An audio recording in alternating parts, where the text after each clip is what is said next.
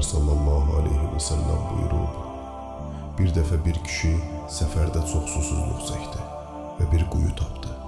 Suyunu içdi, çıxanda quyu kənarında susuzdan dili çölə çıxan və torpağı yalayan bir it gördü. Fikirləşdi ki, bu heyvan da eyni dərəcədə susuzluq çəkir.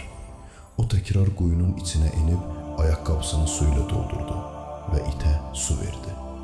Allah onun bu əməlini